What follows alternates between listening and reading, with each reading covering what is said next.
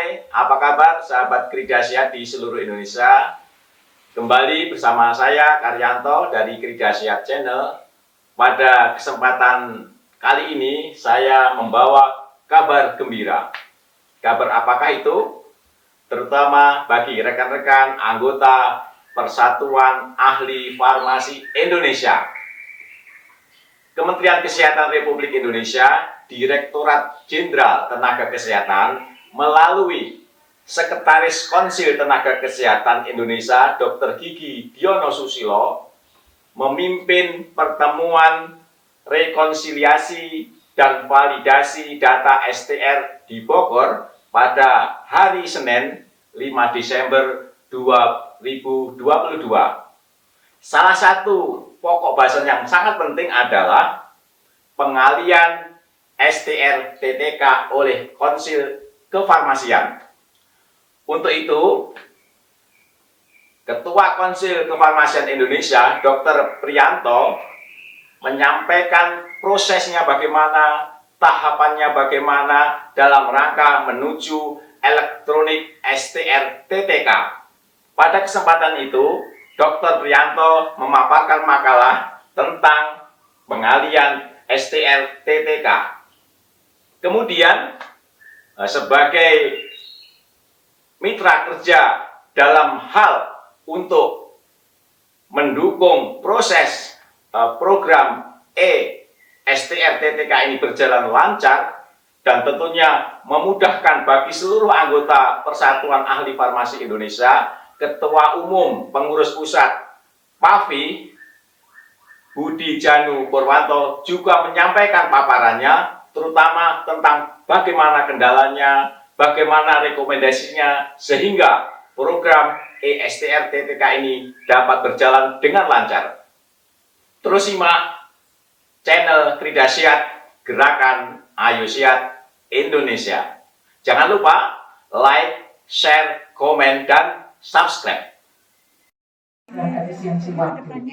Yang pertama sebagai pembicara ini adalah Ketua Konsil Kefarmasian.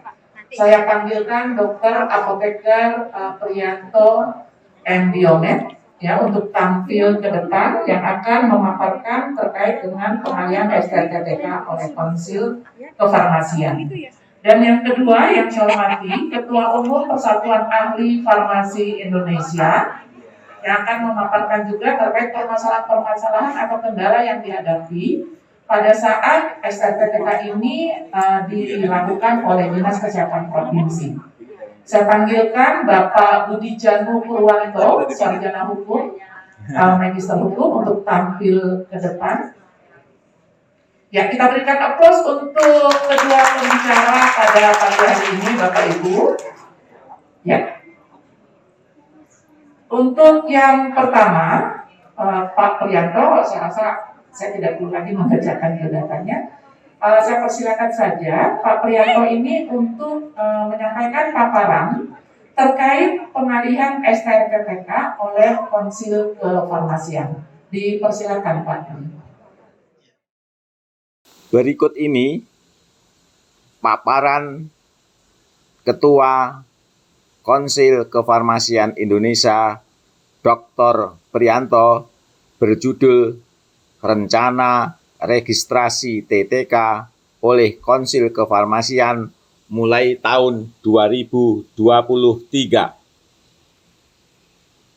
Mengawali presentasinya disampaikan tentang kondisi saat ini, yaitu registrasi TTK dilakukan oleh Dinkes Provinsi, data registrasi TTK sulit ditelusuri, belum ada standarisasi penomoran STR, registrasi nakes lain dilakukan oleh konsil masing-masing, terdapat STR ganda, STR TTK, dan STRA.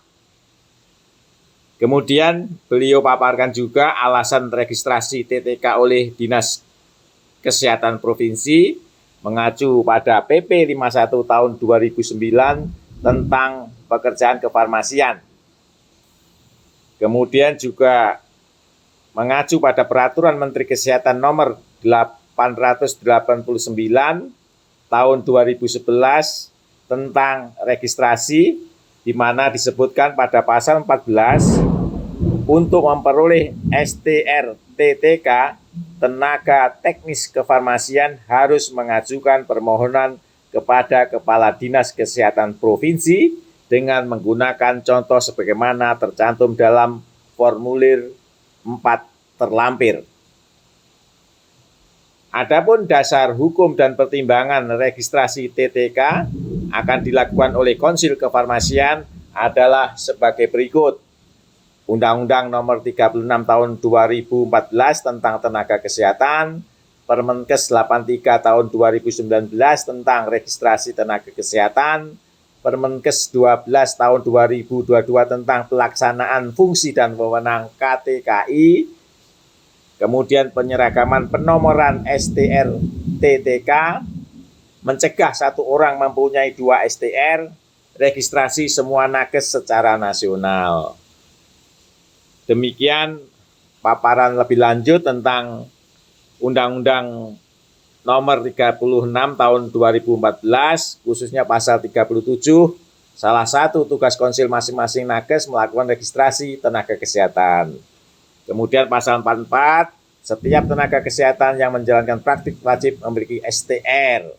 STR sebagaimana dimaksud pada ayat 1 diberikan oleh konsil masing-masing tenaga kesehatan setelah memenuhi persyaratan. Dr. Priyanto juga menjelaskan lebih detail tentang Permenkes 83 tahun 2009 yang terkait dengan setiap tenaga kesehatan yang menjalankan praktik wajib memiliki STR. Berikut ini diagram yang disampaikan oleh Ketua Konsil Kefarmasian Indonesia. Tahapan-tahapannya dijelaskan secara jelas sehingga diharapkan dalam proses persiapan STR-TTK ini dapat berjalan dengan baik, tentunya atas kerjasama dengan berbagai pihak, utamanya dengan pengurus pusat Persatuan Ahli Farmasi Indonesia bersama dengan pengurus daerah Persatuan Ahli Farmasi Indonesia. Registrasi TTK oleh Konsil mulai tahun 2023 dengan dijabarkan oleh Ketua Konsil Kefarmasian Indonesia. Pertama, registrasi bagi TTK yang STR sudah habis masa berlakunya atau dalam kurung perpanjangan. Registrasi baru bagi yang belum mempunyai STR. Registrasi bagi yang STR masih berlaku dan ingin mempunyai ESTR. Selanjutnya disampaikan tentang persyaratan-persyaratan secara umum, kemudian juga yang perlu dilakukan persiapan oleh anggota PAVI yang ingin mengajukan ESTR adalah dengan melengkapi dokumen-dokumen sebagai berikut.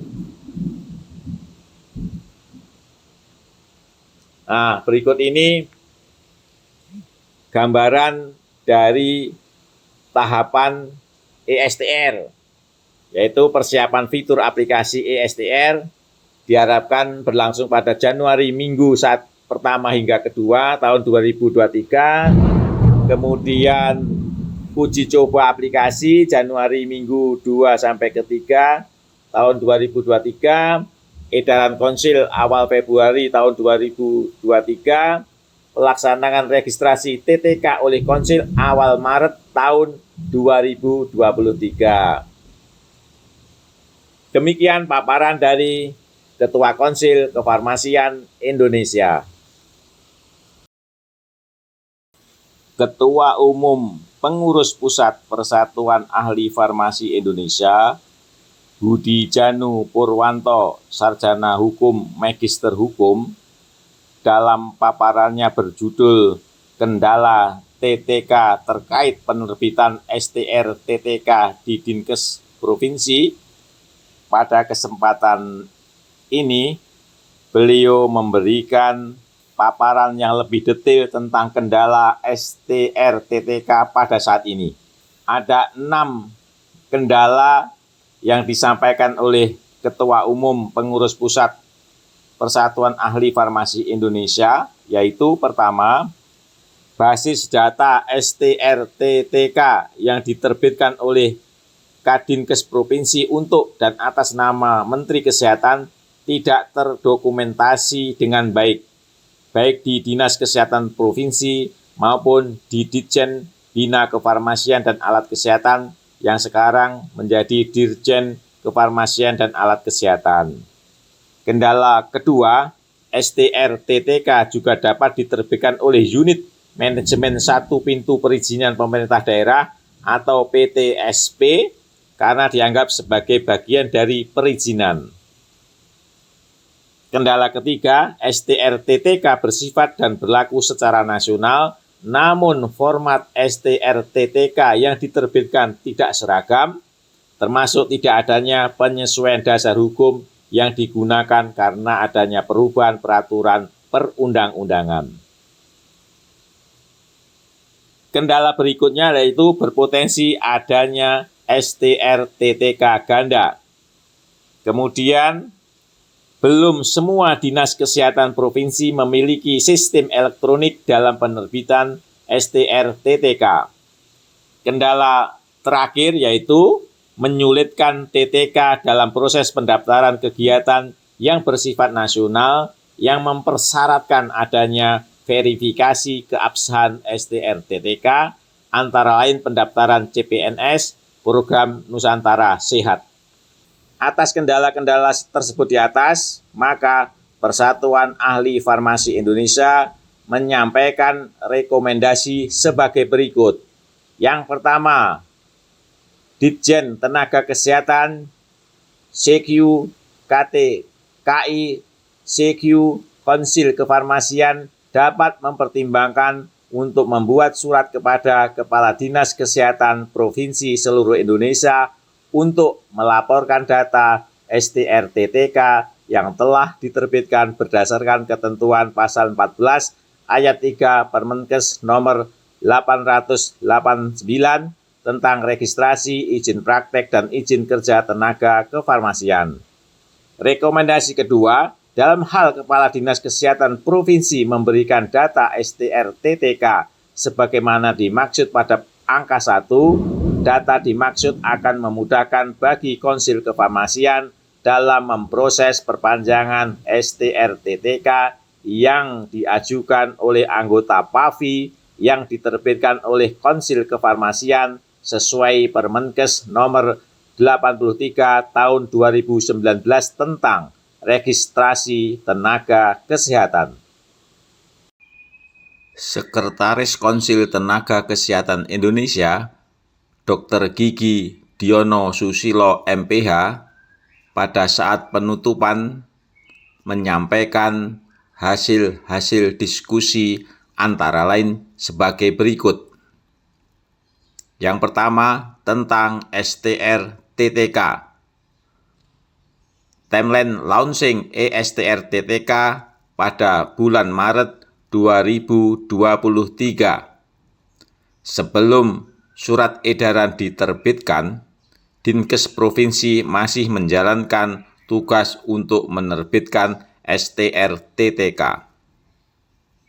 Akan ada pembahasan lebih lanjut terkait STR-TTK bagi lulusan S1 Farmasi dan registrasi STR bagi TTK yang sudah memiliki STR yang diterbitkan oleh Dinkes Provinsi. Untuk mendukung agar program STR ini berjalan dengan lancar, tentunya perlu kerjasama, perlu sinergi antara Konsil Kefarmasian Indonesia dengan pengurus pusat PAVI, pengurus daerah PAVI, dan seluruh para pihak yang terkait agar program yang sangat-sangat penting ini dapat berjalan dengan lancar.